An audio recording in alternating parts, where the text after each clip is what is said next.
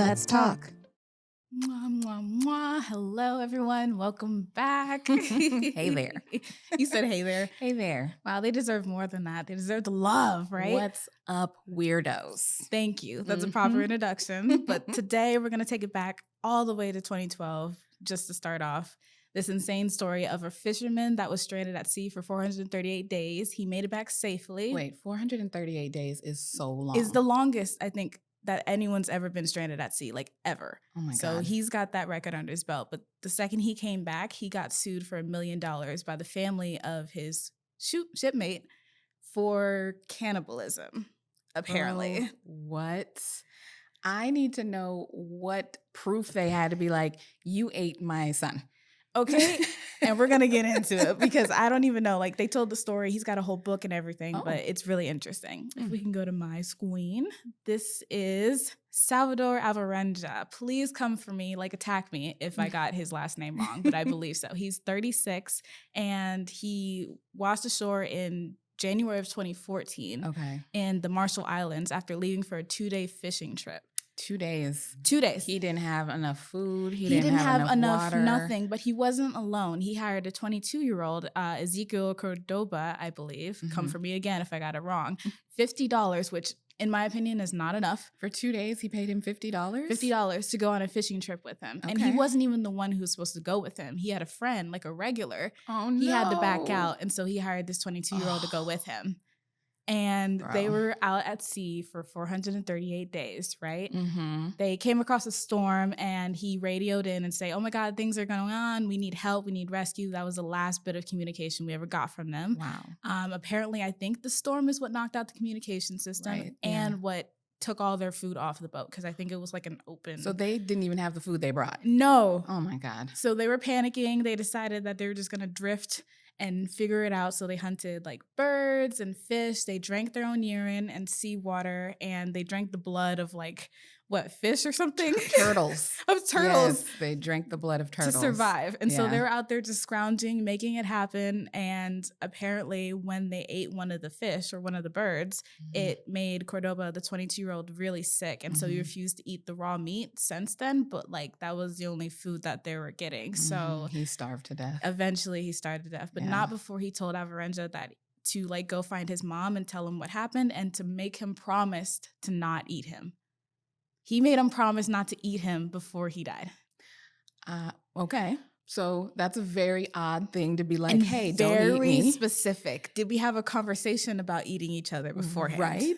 Because yes, I would assume so. You're stuck out there that whole time. Listen, I love you to death, but I would eat you. Oh my God. If you already died.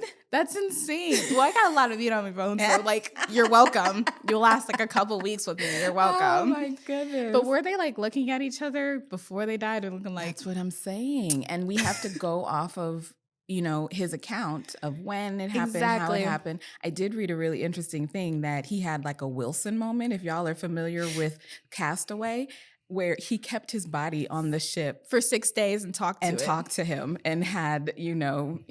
He had a whole experience with him. We're not supposed to be alone. No, and he realized he was insane. So apparently, allegedly, let's throw that around. he threw him overboard and was like, "I'm not going to do this anymore." But according to him, he did not eat him. Okay, but his family does not believe him. Exactly. And filed this lawsuit. $1 million, saying that you ate our child to survive. I'm not laughing. This is so horrible. It's so horrible. But it's just so ridiculous. Like, what? How do you know? Did he say something? Or right. But also, like, okay, so this is when he got back, right? Cankles still full, cheeks still full. I'm not saying anything, but like. You're saying he ate, but he ate well. Yeah. He was the guy on Lost, the bigger guy on Lost who was still big. Still big. Miraculously. 438 days, and he looks like he's been eating really, really well. Oh, no. I know. And he looks really happy, and I'm sure he's got a lot of trauma from it. And so it's not right to say anything definitively. Right. But like. But I'm just saying. And I really couldn't find anything about the results of the lawsuit. Like what happened? Was it dropped or like, you know? If anybody's heard about that, let us know. Please let us know because I'm really curious. It's like, what evidence did they have to? Yeah, did he actually eat you? You can't, but that's insane. And I feel really bad for the family. He was only 22. Right. It was supposed to be 2 days. And it was just a little job, clearly, for $50. He was just doing something. Yeah. Yeah. And they got lost for more than a year. Dang. That sucks. The whole story stinks. It sucks. And like you said, the survivor, he probably has a whole lot of trauma, had to make decisions that he's not proud of and everything. I hope one of the decisions wasn't eating him. The guy. But I wouldn't even, okay.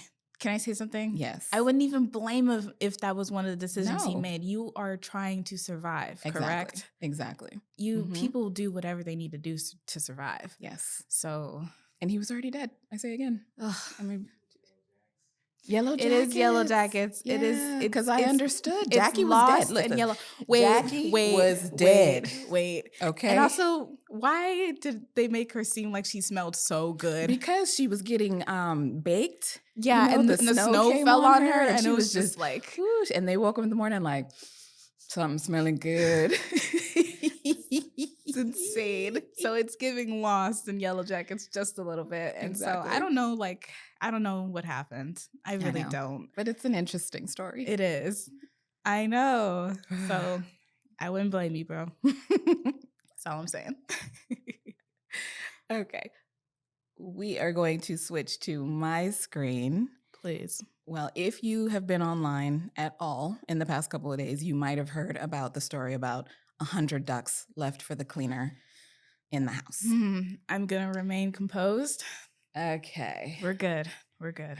So if you want to pause and read if you haven't read it, but the first red flag for me is 2-hour cleaner. So you don't know her name is one, because usually you have the same person that comes to your house. 2-hour cleaner. 2-hour Unless cleaner. it was like one of those services that was like one-time hire. After doing a little research, it seemed like she had a personal contract with these people to clean their home. So they couldn't even address her by her real name when they demanded that she do a better job at cleaning their house. And for them to help, they put 100 teeny tiny little ducks all over, left that jar, and she had to put all 100 ducks back in the jar before she left. So they were ensured that she did a good job cleaning. That is so demeaning. That is so demeaning. The audacity. Yeah, because you, one, don't know my name, don't care enough to address me by my name. 2, you think this is a game, putting around 100 little duckies. You think this is cute? Right. Around your house so I can just what? We're all adults here. If there's something you would like me to pay attention to when I'm cleaning. Or do better, then you tell me and you talk about it, but you don't put around ducks. Listen to me. Okay. I'm have nervous. A problem this. All right. So there was some pictures. Her name is Devin, by the way. Devin. I found her on TikTok. I like that name. They spent so much time putting these ducks all over the house. And there's some of these pictures that look quite filthy. Yeah. The place is nasty. You could have cleaned your own shit by this time. All the time you spent hiding these around 100 the ducks and stuff. I mean, just putting a duck on filth. It's like to go around it. That's wild work. Oh my God. Look at that.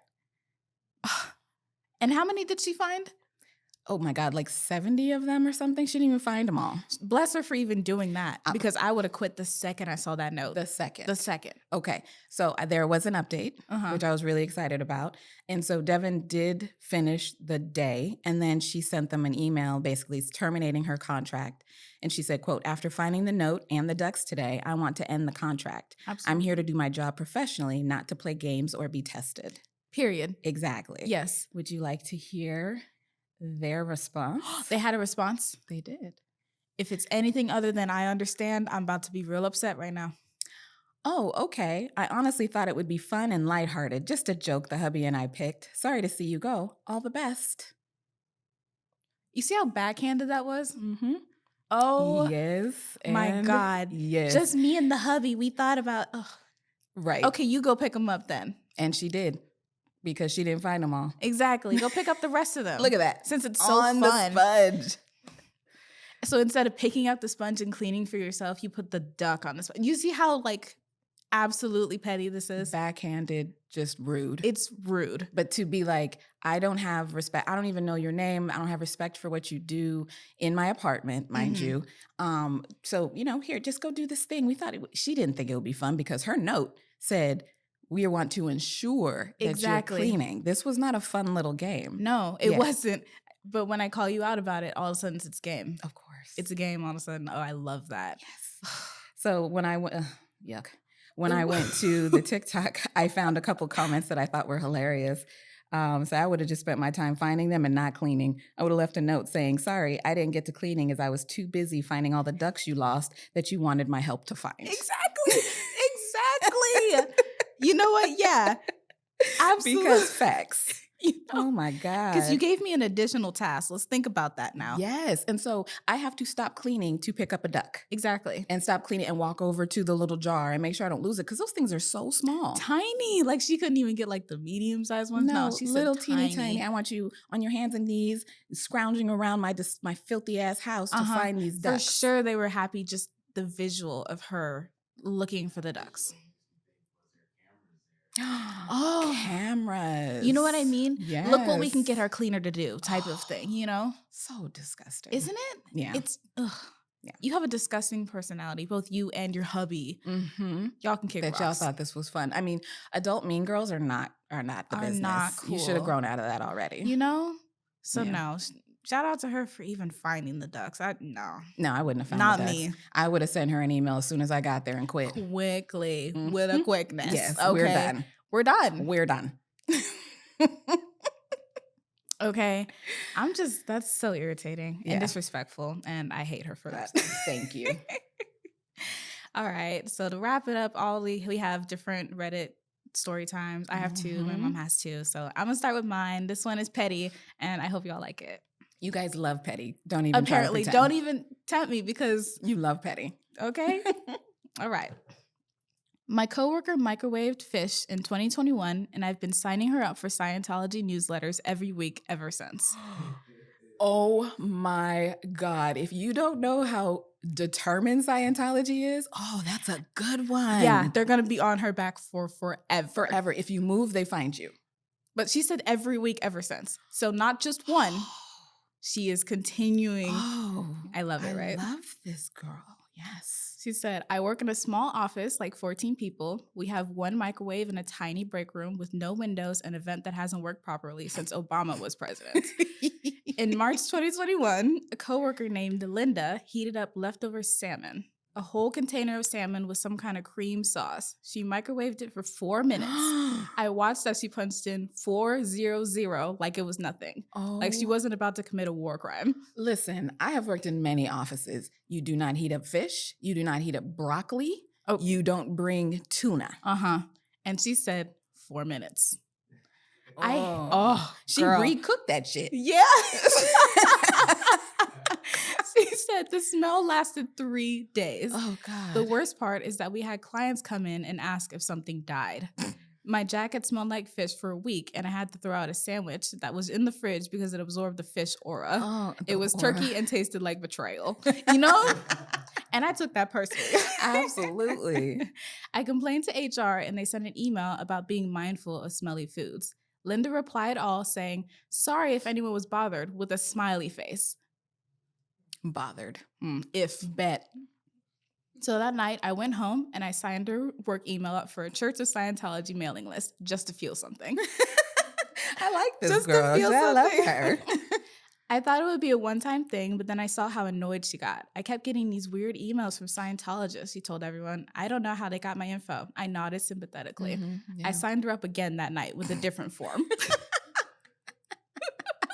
It's been almost 4 years, and every Sunday night, I find a new Scientology website or church location form to submit her email. Sometimes her work phone, too.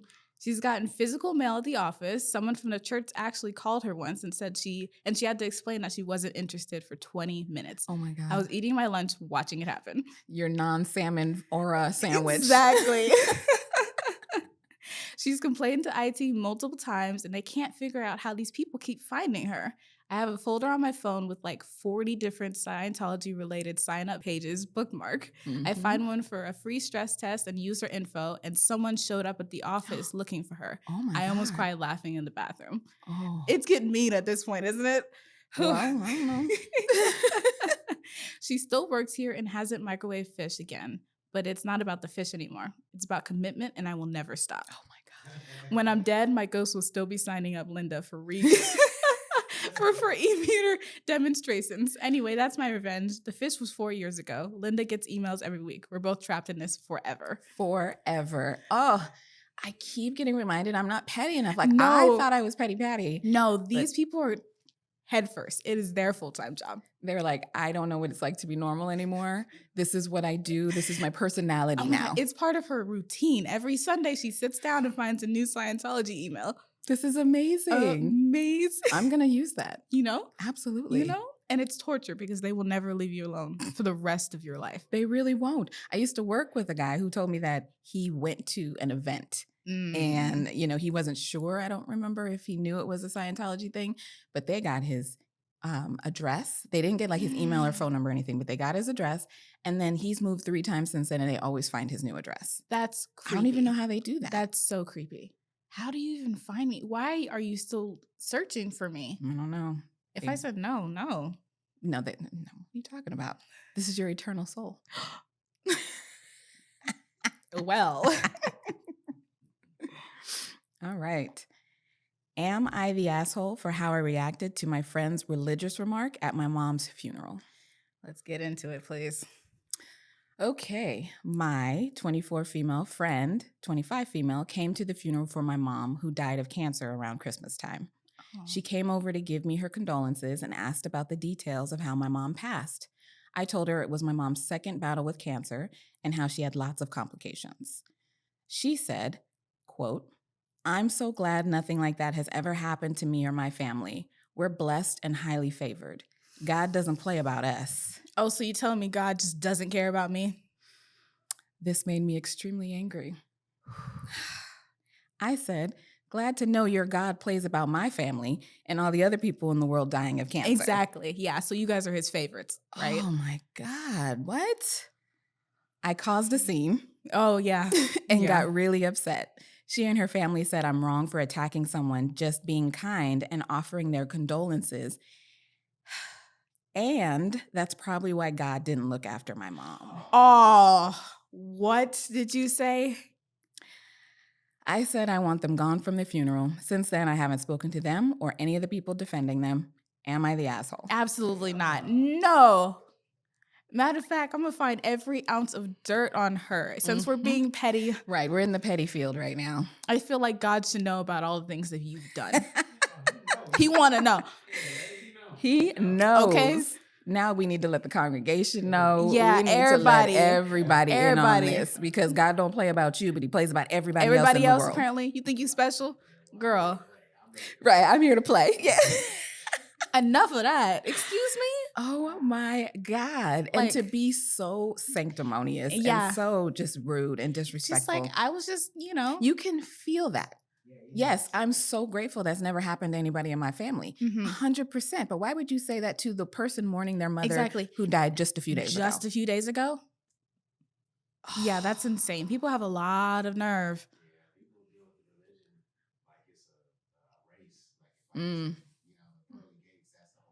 Right. Yes. Not kind, not generous, going by what I assume are the principles of that said religion. That part. So. Yeah, that wasn't nice at all. Yeah, I clutched my pearls when I read that one. Like, excuse me? All right, well, I don't want to be petty anymore. Lies, but I figured we can do something nice and have a little cute one. So I have a cute confession here. Okay. So it's confession. I think I'm falling in love with my husband. Aww. My husband and I are 24. We've been very close friends since we were 14 and have been married for about 5 months now.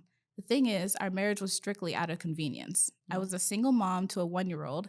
His father and I haven't been together since I was 3 months pregnant. And my husband had just taken guardianship of his cousin, who's only a few months younger than my son. Since the kids are so close in age, we decided pretty much immediately to introduce them to each other. They've been best friends ever since, and after that, my son and I were over at their house every day. The marriage was purely my idea. My son and I were practically living at their house, and we had already had a conversation about raising the kids together. I figured, why not? We get the tax benefits, we combine our incomes, and the kids would grow up in a 2-parent household. Right. I did think about the chance that one of us could find someone else down the line and mess everything up, but it wasn't high on my radar. I gave up on relationships after my son's father and my husband wasn't really the type for relationships before we got married. I've never really seen him express interest in anyone ever since I've known him. We've always had a running joke with our friends that he'd be the single uncle that one of our kids would have to take care of when he gets old. Clearly, we didn't think that he would be an adoptive father, but that's besides the point. Anyways, I brought it up to him as kind of a joke one night. I was terrified to be serious about it. I don't know why. Girl, I know why. She likes you. And then we were married 3 weeks later. Oh, wow. So quick. Everything happened so fast, and it's still insane to me because I fully expected him to call me stupid for even coming up with the idea. I did not expect him to agree and follow through so quickly. But that's the long backstory on everything so everyone understands. The first few weeks of our marriage felt like no different than what we were doing. The only real difference was that my son and I moved in and we were living with them. As of right now, we live in a 3-bedroom apartment. Babies share a room and my husband and I share a room. It was definitely weird sleeping in the same bed every night, but we both got used to it eventually. After maybe the first month, I got too used to it and started completely sleeping through my alarms. I don't know why, but I started sleeping so heavily that I had to be physically woken up. She feels comfortable because I do the same thing. So every morning when my alarms go off, it wakes my husband up. He rolls over, rubs my back, and whispers in my ear to wake up. Kill me. That's so cute. Okay. For background, my husband is a pretty prickly person. He doesn't like physical contact with other people. In our entire 10 years of being friends, we hugged once. So this, with the little eye emoji, literally rewrites my brain chemistry every morning. Even typing this out right now, I'm genuinely feeling butterflies, and it's so weird. I probably sound so stupid, but that's not it. Around the same time, he started bringing home flowers every Friday night. I was majorly confused the first time, but he said he's trying to set a good example for what relationships could look like to the kids. He grew up with a single mom and never met his dad, so he didn't necessarily have a good example either. Even though he's using it to set an example, it genuinely makes me so happy every Friday. I look forward to getting home from work and seeing what bouquet he got me this time. I'm not sure what I'm feeling, if I'm just over-romanticizing the situation and looking too much into things, but the past couple weeks, I've been feeling like a child with a crush. He makes me blush from just looking at me. I've never felt that way about anyone before. Now I'm feeling ultra stupid because what if I catch feelings and he doesn't? Then it's just a one-sided marriage. I'm also scared that I'm feeling this way because I've never been treated right before in my past relationships. Like, am I falling in love with him, or is it the feeling of being treated how I should be? Right. I don't know, and I'm confused. I think I'm messed up. Okay, so it's like a lavender marriage? It kind of. But neither one of them are gay? No, they just did it for convenience for the kids. But she's like, wait, I kind of like you. I'm kind of loving him. And so she's right. And she's so, she's really good at examining herself. And she's like, am I falling in love with him or with the way he's treating me? Because I've never been treated well. Exactly. And so, I mean... That's so cute, though. That's so adorable. Isn't it? I need an update in a year. Yeah, like, give me an update. Please tell me you said something, or I know it's awkward. Like, if he says no, then you guys are, like, stuck. And now you're stuck in this marriage, and now there's hurt feelings and all of that. Exactly. That is absolutely adorable. And she's him like, not I'm falling in love with him. And him not touching anyone and then choosing to rub her back. Because I get that. I'm telling you, when my husband's in the house and I'm asleep. Aww. But when he's not here, I'm like, did you hear that? Hyper aware. Did you hear what's going on? I sleep well when he's home. Healthy relationships, y'all. Feeling safe. I'm sure he feels safe with her. Right. And I'm sure they treat each other's kids really well. Yeah. Honestly, I hope the best for both of them. I love that. It's so cute. It's adorable. I know. All right. Our last one is not sweet at all. I was hoping to keep the lot, but never mind. It's fine. Am I overreacting? My wife got a 1 a.m. call from a guy friend right after a late night cycling trip. Nah, man. Nah. 1 a.m.? Late cycling trip? Girl. All right. My wife, mid-30s, and I have been married for years, but we're going through a rocky patch right now. Lots of arguments, feeling distant, that kind of thing. Last night, she went out cycling for about 2 hours, which is unusual because it was already dark out.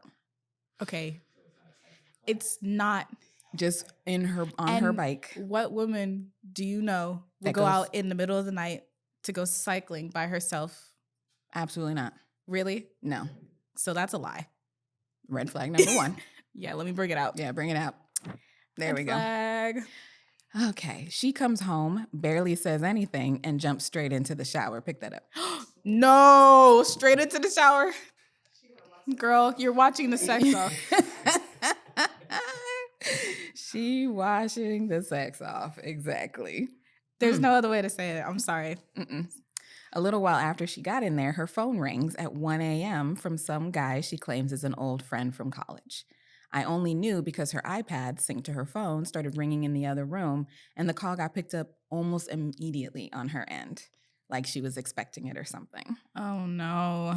When I asked about it later, she said who it was and that he was just calling to let her know he's visiting soon with his son. But she's never mentioned this guy before, and she didn't say anything about planning to meet up anyone. Given our rough spot and the weird timing, this feels super suspicious to me. Am I overreacting, or is this a red flag? Nah, babe. Yeah. I'm going to go ahead and announce this as a loss for the women on this channel because that's really bad. And immediately in the shower, babe. Immediately in the shower. And if this is a friend of yours from college, why is he calling at 1 a.m.? At 1 a.m. Nobody better call my phone at 1 a.m. unless it's an emergency with family. Okay. What? Okay. And then you rush to pick it up? Yeah. Go cycling for 2 hours? Really? Be Girl, so for real. I am such a girl's girl, but you like are messed killing up. Me. There's no other way to say it. I'm sorry, but you are a cheater. Yeah. 100% cheater. Yeah. You're not overreacting. No. You need to do what you need to do for you. Exactly. Because did they mention they have kids? They did not mention that. Oh, they just said not. they've been married for years. Okay. Yeah. Because kids make it hard to leave, and bro, you need to leave. Yeah. Just bounce. She let her be with college friend cycling. Exactly. Cycling. Let her pick up those 1 a.m. phone calls. Really? Ugh. Giving me the ick. Girl, do better. Do better. That's all I have. Oh, lovely. We did it. All right, y'all. We'll see you next week. We love you. Thank you. Thank you to our Patreon. I'm going to say the number because I'm paying attention to all y'all. So 12 of you. Hi. I love you. Welcome. Love welcome. You. We're happy to have you. Yes. Welcome to the chaos.